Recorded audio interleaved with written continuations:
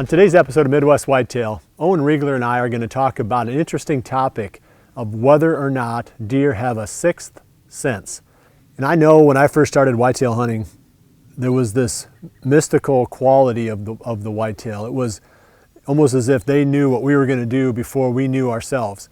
They could read our minds, they were ghosts. And that was, a long time ago, before there was very much information available, way before trail cameras.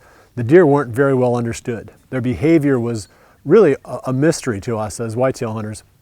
I think the main thing that I learned with regard to that was the fact that the deer were ghosts, yes, and they couldn't read our mind, but the reason they were so hard to kill and why it seemed like they always knew what we were going to do before we did it was because they didn't move much during the day. That was the thing that kept them alive. They weren't so smart that they could elude us by outwitting us. They just didn't move when we were out there hunting them. So this is kind of the same topic again, coming back to this whole sixth sense thing. And there's a lot of things that happen that seem on the surface to be unexplainable. You're in the tree stand and a deer is walking and he comes to a little opening and all he has to do is take one more step and expose his vitals, but he stops. He freezes. He looks around, he backs up and leaves. You attribute that to the sixth sense. Somehow the survival instinct of the deer is kicked in. It seems as if he knows something that we can't pin down. And that's this whole topic we're going to uncover today. I feel like there have been a few examples of that in my hunting career that I can't explain away.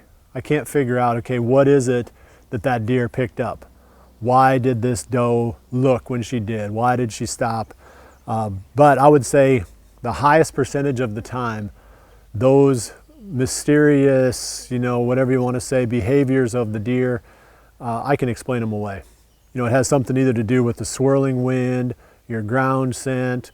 It could be that they caught a little bit of movement out of their peripheral vision, or maybe there was a little glare off something. Maybe it was your bow or your gun, or something caught their attention, a peripheral, or potentially something that we don't notice, which is a little subtle twist of the wind that they pick up on.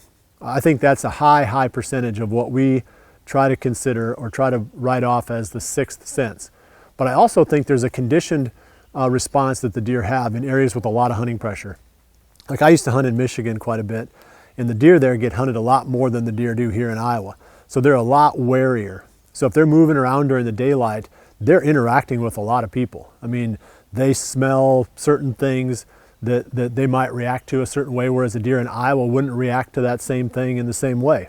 I can cut shooting lanes here and I can hunt that same spot that same day. The deer don't pay any attention to it, as long as I don't leave a bunch of scent. You do that in Michigan, in a lot of those heavily hunted areas, the deer hit that and they smell where you cut something. And they're thinking, uh-oh, this can't be good because the last time I smelled that, there was a guy in the tree. So they attribute these types of activities that we do in the woods to danger, whereas the deer that I hunt here, don't have that same conditioned response. So I think some of the things, again, that we can consider to be sixth sense, like, uh-oh, something's wrong here. Well, he picked up on the fact that we had cut a shooting lane there, or maybe it was a tight funnel, and he knows that whenever he goes through these tight funnels that something bad happens to him, because that's where all the bow hunters set their tree stands. It's a conditioned response, I believe, more than it is some sense that we can't figure out what that sense is. I'm not saying that there is no sixth sense, because these are prey species and they're constantly being hunted by something. Mostly it's by people now, but they're used to using all of their senses to the ultimate level.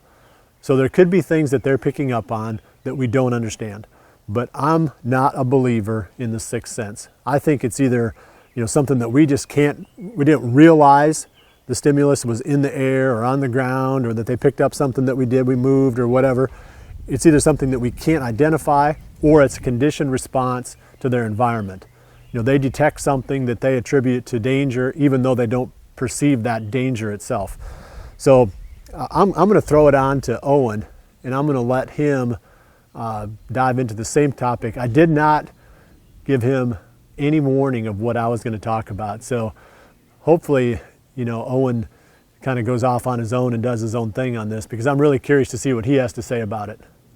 Well, before we go back here and do some spraying, I want to weigh in on this topic of, do deer have a sixth sense?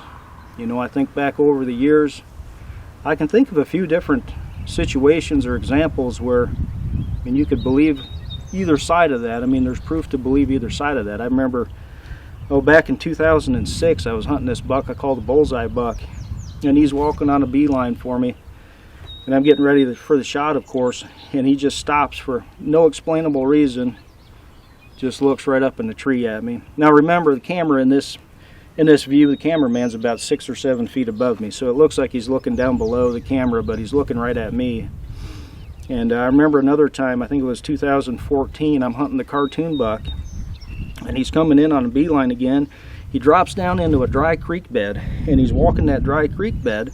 And so at that point, he's probably down 30 feet from where I'm at up in this big oak tree. And he goes behind this great big oak, and I come to full draw on him, so I'm not moving or anything, and he walks out from behind that oak, and he instantly just stops and looks up at me. And that's one of those, you know, that's where they get this sixth sense, you know, debate comes from. It's like, where did that come from? You know, it just hung me out to dry right there. So I can think of a few examples like that. And of course, I've got other examples on the other side of the spectrum. If you look at the 194 buck, he literally walked like 15 feet from me. And although he did look a little keyed up, never, you know, and just, he never detected my presence whatsoever, walks right by, gives me a perfect quarter away shot. And so then you have the opposite end of the spectrum. My basic belief on this is that some of these older deer have just gotten really good at using the senses they have. I'm not convinced that there is a sixth sense. I think they're just really good with the senses they have. You know, if you think about it, if your survival depending on figuring out if a predator is within your personal space, when I say your personal bubble or space, I'm talking like that 15-20 yard range and in. That's usually the point where this sixth sense debate comes up, because it's almost like sometimes they do sense something. And I think it's, if you watch some of the hunting shows and stuff, you watch some of these bucks key up when they talk about the sixth sense, I think a lot of times guys are actually maybe getting winded. Maybe there's a backdraft, or they're catching some ground scent. You know, so I think a lot of times there are reasons we don't know that they're smelling us.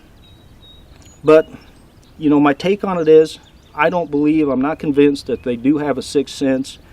And this is after having, you know, thousands of deer within that personal bubble, 15-20 yards. So that's my take on it. Now back to Bill. Well, I always enjoy Owen's take on whitetail hunting. And it was interesting to see that we lined up pretty close on this sixth sense thing.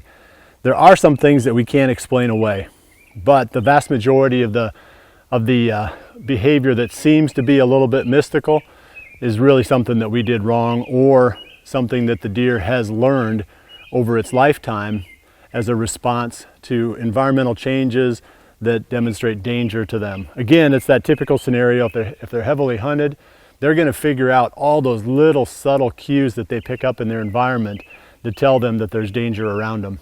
They're a lot more in tune to that stuff than what we think that they are. So next, I want to take you inside my office, and we'll go back a few weeks first, and I'll show you what it looked like. But during the off season, sometimes it's more than just the whitetail deer projects that we're working on. Sometimes it's other things that we do that is a lot of fun too. So one of my off-season projects this year is getting my office redone, and the building was really starting to get rough, a lot of leaky spots, and the boards were starting to rot out. But in the process of it, we're also redoing the inside of the office part. And I've got Rogelio, we call him Roy, we got Sergio here. Yeah. They're doing the inside part. The Amish did the frame for me and all the metal. So it's kind of a fun project working with these guys. And so we're just going to show you the before of what this looks like now, and then we'll show you the after as soon as Roy and Sergio get done with this. So the name of your company is Keyo's? Keyo's Drywall, yeah. Keyo, Keyo's Drywall. So if you're looking for somebody that can move a hammer pretty good, Roy and Sergio would be a good bet for you. But that's nice. Yeah, we'll update you as soon as they get done and show you what it looks like in here, because they're going to do a really cool job. Otherwise, I'm not going to pay them. You're a funny guy. Yeah, funny guy, yeah.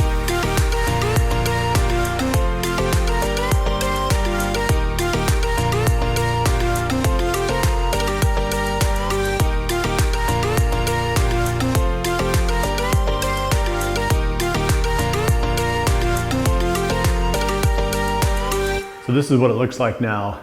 I thought the guys did an awesome job in here. I bought this place, or we bought this place back in 2002. So it's been 17 years and I haven't done any work to this office during that whole time. Very little work. So it definitely needed it, and the building was starting to fall apart a little bit. So Nistley Construction came in, took all the metal off, replaced any boards that were bad, then put all brand new metal on, and then the Keo drywall.